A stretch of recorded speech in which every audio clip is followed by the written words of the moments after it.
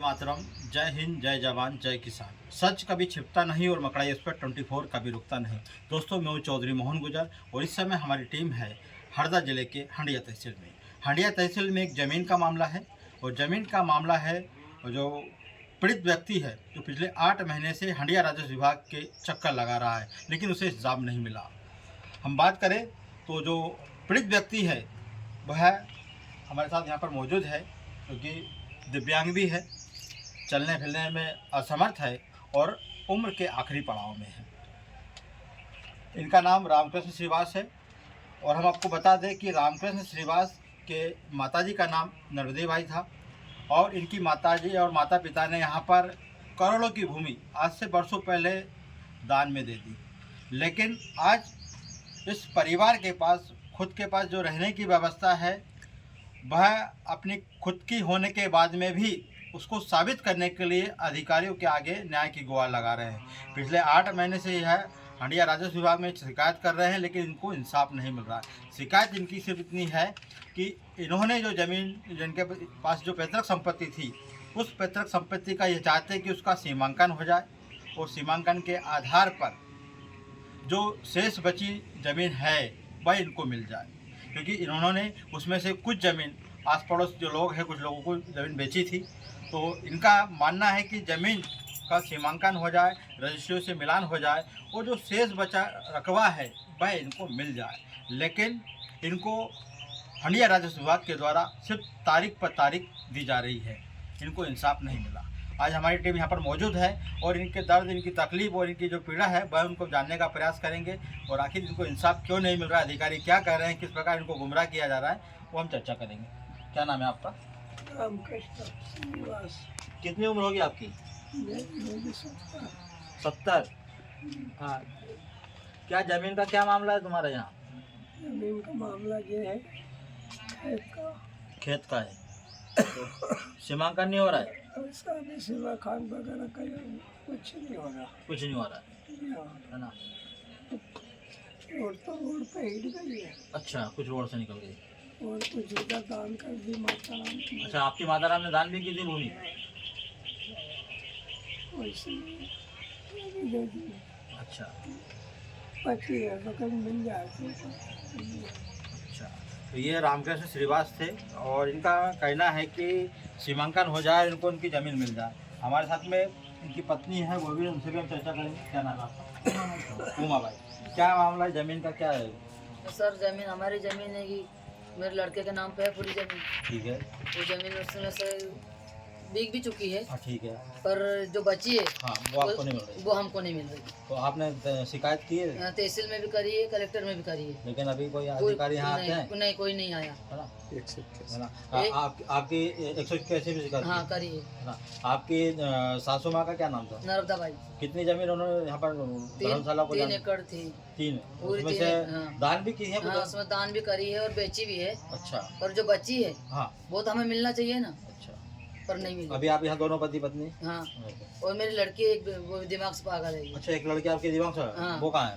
वो नर्मदा जी गई है। अच्छा, नर्मदा जी गई है। हाँ। मतलब अभी, और जो लड़का है आपका वो नशा मुक्ति केंद्र में पड़ा है। वो कब से है नशा मुक्ति केंद्र में? तो 4-5 साल हो गए सर। अच्छा, 4-5 साल हो हाँ। गए। मतलब अभी आप कौन देख रहे, कौन कर रहे हैं? हमारे देख रहे हो, हमारे जमाई कर रहे हैं। अच्छा, जमाई कर रहे हैं, लड़की कर रही है ना? तो ये आप देख सकते हो कि माता राम का कहना है कि इनके जो सासू माँ थी नर्मदा बाई, उन्होंने ज़मीन दान में भी की थी, लेकिन जो शेष बची ज़मीन है और जो ज़मीन बिक गई है, इसका सीमांकन हो जाए और ज़मीन जो बची शेष ज़मीन इनको मिल जाए। हमारे साथ में इनके दामाद जी हैं, उनसे भी चर्चा करेंगे। क्या नाम है आपका? मेरा नाम कमलेश सराटे। कमलेश जी, क्या मामला है ज़मीन का, आप शिकायत कर रहे हो? मामला सर ये है कि ये भूमि जो थी, इसके 2 खसरे थे, 77/1 और 65/1। ठीक है। इसमें से पहले तो मतलब जब हमारी दादी सास जिंदा थी, हाँ, तो उन्होंने कुछ मतलब सीताराम आश्रम को भी दान करी, ठीक है। कुछ मतलब ये ज़मीन अपने रविदास आश्रम को भी दान में गई, और ये अपने सुनील खत्री जी को भी प्लाट बेचा है उनने, इधर धनगर जी को भी प्लाट बेचा है। जो बिका है उसकी हमको कोई आपत्ति नहीं। फिर उसके बाद वो वसीयतनामे के थ्रू मेरे बड़े वाले साले के नाम पे ज़मीन आई, जो बची भूमि थी।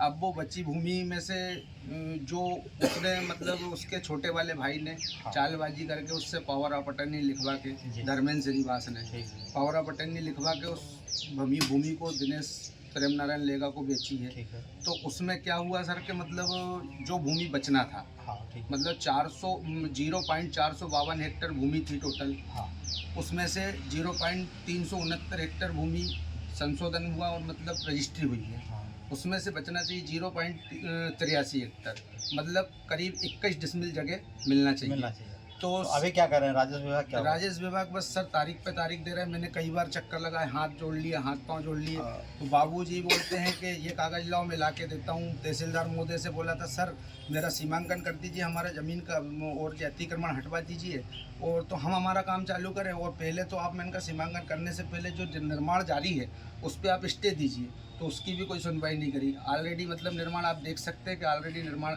चालू है सामने वाले का, पर स्टे भी नहीं दे रहे हैं, ना हमारी सुनवाई कर रहे हैं। मैंने कलेक्टर में भी दिया, हमारे पिताश्री मतलब ससुर साहब ने 181 पे भी शिकायत करी और उन्होंने बोला था कि कागज़ मतलब आप ला के दो, तहसीलदार महोदय ने। तो मैंने कागज़ निकाले तो उसमें अब एक नई चीज़ सामने आई। क्या है?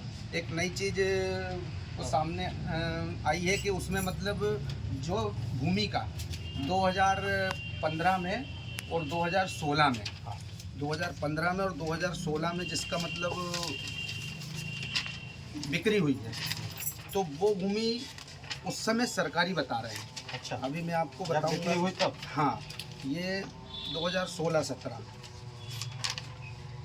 ये 15-16 सर देखिए, ये 15-16 में आप भाई साहब थोड़ा सा कैमरा देखिए करीब से, मतलब ये देखिए, ये 15-16 में यहाँ 77/1,000 बता रहा है, ये शासकीय लिखा है 77/1। एक में, है ना भूमि। 65/1 का रकबा तो पूरा गोल कर दिए नहीं। अच्छा। और 77/1 में शासकीय भूमि दर्शा रहा है ये, पर जबकि 2015 और 16 में इसकी रजिस्ट्री हुई है इसी खसरे की भूमि की। शासकीय भूमि की। हाँ, मतलब रजिस्ट्री शासकीय दर्शा रहा है ये इसमें। हाँ, और उसकी रजिस्ट्री हुई है, राजस्व नामांतरण के हुआ। दस्तावेज दिखा। हाँ, और इसमें वो दीजिए, ये जबकि राजस्व विभाग के तहसीलदार महोदय का आदेश पत्र है। जी। जब फरीदा खान तहसीलदार महोदय हुआ करती थी हाँ। 2015-16 में, अच्छा। ये प्रतिलिपि देखिए, उनके साइन है, सील है, सब है। हाँ। ये यहाँ पे उसका आदेश है कि मतलब ये भूमि बिकी है। खसरा नंबर भी आप देख सकते हैं, 77/1, जुमला 452 हेक्टर में से 369 हेक्टर पर पंजीकृत किया है। ठीक है, तो ये जब शासकीय भूमि जो बता रहे हैं इसमें, तो सर ये बिकी कैसे? पहली बात, जो ये 15-16 में शासकीय, फिर उसके बाद में 16-17 में शासकीय, ये 16-17 में भी शासकीय साहब आप देख सकते हैं।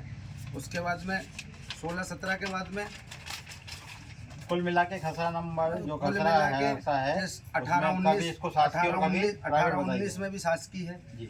इसका जो रिकॉर्ड दुरुस्त अब किया वर्तमान में है, भी 24-25 है। हाँ, वर्तमान में सर ये देखो आप 20-21 में भी ये शासकीय मध्य प्रदेश शासन समूह शासकीय बताया, मध्य प्रदेश शासन संपूर्ण भाग शासकीय, ये 77/1। ये तो आप बोल रहे कि आपके साले के नाम से थी ये, फिर ये तो सरकारी कैसे? सर हम वही तो चाह रहे हैं कि जब साले के नाम से जब भूमि है, मेरे पास दादी के हाथ की ऋण पुस्तिका रखी, दादी के नाम की, आप अगर कहें तो मैं उसको भी बता दूँ। 1 मिनट ऋण पुस्तिका बताइए, आप उसको भी थोड़ा सा देख लीजिए। जब पूर्ण भूमि उनके नाम पे थी, ये भाई साहब ज़रा 1 मिनट कैमरा इधर करिए, ये नर्मदाबाई पत्नी गणपति लाल, ये भूमि स्वामी हंडिया, ठीक है, पटवारी हल्का नंबर 27। ये देखिए 65/1 में 0.094 हेक्टर, ठीक है। हाँ जी। 77/1 में 0.358, टोटल हो गई 0.452। ये ऋण पुस्तिका सर 10/1/2011 की बनी है। 2011 में 2011 में ये ऋण पुस्तिका है। ठीक है। और अब जो 15-16 में बोलते हैं शासकीय, तो ये तो रिकॉर्ड में भी है राजस्व। मतलब रिकॉर्ड में। और पटवारी जी से मैं मिला तो पटवारी जी का एक ही कहना है, पटवारी जी मेरे को घुमा रहे हैं कुल मिला के, क्योंकि पटवारी जी ने लपक के लिया है पैसा ये रिकॉर्ड इधर उधर करने का। मैं तो आपसे साफ बात बोलूँ, पटवारी जी जो रमेश नाथ है उन्होंने लपक के लिया पैसा। दूसरी चीज़, मैं मिला तो मेरे से क्या बोल रहे हैं, बोले ज़्यादा उड़े मत, और नहीं तो जो भूमि अभी चढ़ी है तो वो भी शासकीय में निकाल दूंगा। इस प्रकार के इस प्रकार के मतलब अब मेरे पास कोई मोबाइल नहीं है एंड्रॉइड के, मैं रिकॉर्डिंग करता हुआ कि ये शब्द थे उनके, कि मतलब कि अगर ज़्यादा उड़े मत, मतलब मेरे को परेशान मत करे मेरे सामने फालतू। अभी क्या आश्वासन मिला? सीएम हेल्पलाइन पे भी आपने शिकायत किया? सीएम हेल्पलाइन से एक बार कॉल आया था कि आपके जो शिकायत है इस नंबर की, तो आपका निराकरण हुआ कि नहीं। मैंने कहा सर नहीं हुआ। तो बोले ठीक है। तो फिर मेरे पास फ़ोन आया था तहसील से कि तहसीलदार साहब आपसे मिलना चाहते हैं। तो हम गए थे, पापा मम्मी हम सभी गए थे। तो बस उन्हें बोले जी कागज़ निकाल के लाओ। तो मैं वो कागज़ लाया हूँ। सोमवार को बुलाया उन्होंने मुझे। अब सोमवार को देखते सर तो क्या। ये था पीड़ित परिवार जिसने अपना दुखड़ा सुनाया और और 8 सर महीने से लगातार परेशान थे। और हम आपको घर भी दिखा देते हैं आपको हम कि देखो किस प्रकार ये छोटे से 2 कमरे वाले मकान में यहाँ पर रह रहे हैं, निवास कर रहे हैं दोनों बुजुर्ग। कि आप देख सकते हो 2 सिर्फ कमरे हैं, एक माल। अंदर चल जाओ, चल जाओ, चल जाओ, चल जाओ, चल जाओ, चल जाओ। इनकी करोड़ों की संपत्ति वो। और दुर्भाग्य है कि इनके पास ना तो यहाँ पर बिजली का कनेक्शन है और न ही पीने के पानी की व्यवस्था है। वह भी ग्राम पंचायत ने कनेक्शन इनको लेने नहीं दिया। उसके लिए भी उन्होंने शिकायत की है लेकिन कोई कार्रवाई नहीं हुई। दिनेश लगा जी, ये रामकृष्ण जो आप यहाँ पर आपके यहाँ पास में रहता है, इसकी शिकायत है कि आप लोग आए दिन उनको धमकाते हैं, ज़मीन में कब्जा करके रखा है क्या? जी नहीं, मैं तो किसी को नहीं धमकाता हूँ। लगभग विगत 6-7 महीने से मैं खुद बेड रेस्ट पे हूँ। मेरी किडनी का ऑपरेशन हुआ है। मैं तो कहीं निकलता भी नहीं हूँ, ना मैं किसी घर वालों ने उनसे कोई मतलब रखा है। ज़मीन तो मेरी है, मेरा उसमें ट्यूबवेल लगा हुआ है। उस पर से विवाद हुआ था। उन्होंने मेरे छोटे भाई के ऊपर हमला कर दिया था, कुल्हाड़ी से मारा था, जिसकी हमने FIR कराई थी हंडिया थाने में। उसके 2-3 दिन बाद उन्होंने झूठी शिकायत हमारे ऊपर करवा दी थी, जिसका केस न्यायालय में चला है। वहाँ से हम बरी हुए हैं। तो इनका कहना है कि जो ज़मीन जितनी बेची है वो तो ठीक है, लेकिन कुछ अदर ज़मीन पे भी अपना हक जमाना है। जी, रामकृष्ण से मेरी ज़मीन के संबंध में कोई सौदा हुआ ही नहीं है, ना रामकृष्ण की यहाँ पे कोई ज़मीन है। अच्छा, तो रामकृष्ण के बेटे के नाम से ज़मीन थी? जी हाँ, जिसके नाम से ज़मीन थी उन्होंने ज़मीन मुझे बेच के गए हैं। तो उनका कहना कि उनका लड़का नशा मुक्ति केंद्र में है, वो तो 4-5 साल ये उनको पता है। ना। अच्छा, रिकॉर्ड में कुछ हेर फेर के भी बोल रहे हैं कि कभी ये शासकीय रिकॉर्ड बन जाता है, कभी प्राइवेट बन जाता है। कुछ दस्तावेज भी उन्होंने दिखाए हैं। जी, ये रिकॉर्ड का काम करने का मेरा नहीं है, राजस्व विभाग करता है। और राजस्व विभाग के किसी के भी रिकॉर्ड में हेरफेर क्यों करेगा? और या मैं भी किसी दूसरे के रिकॉर्डों में हेरफेर करने क्यों जाऊंगा? मेरा खुद का रिकॉर्ड और नक्शा दुरुस्त हो, मैं बस यही चाहता हूँ। और क्या नंबर है, दूसरा नंबर आपकी ज़मीन का जो है? 77/1/10 है, 77/1/12 है, 65/3 है। कब खरीदी थी ज़मीन आपने? स्पष्ट डेट तो ध्यान नहीं है, हाँ। पर 2015-16 की बात है। 15-16, ठीक है।